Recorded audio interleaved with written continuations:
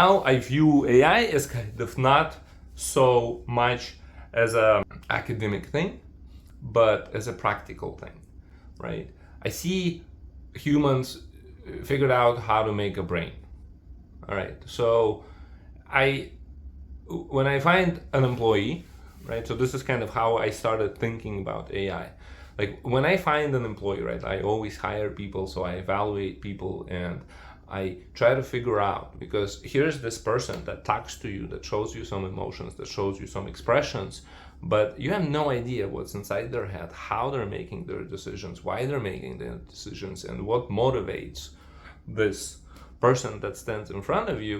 And only by interfacing with this person you can try to draw your own conclusions, but again, they're just your own conclusions. What I'm trying to say is that we're not trying to get inside somebody's head to be their friend, to be, to allow them to be our friend, to hire somebody, to partner with somebody.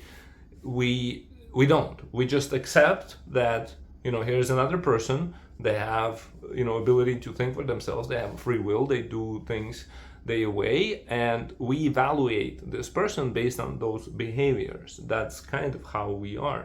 So if humans have figured out how to make an artificial brain, I thought, well, why not just approach it as that? It's a brain. So I'm not going to try to figure out how it works, although I am trying to figure out how it works just because I like to know how things work. But that's no longer a requirement for me to accept it, right? I may not understand it today, or today I may understand it a little bit less than I will understand it tomorrow.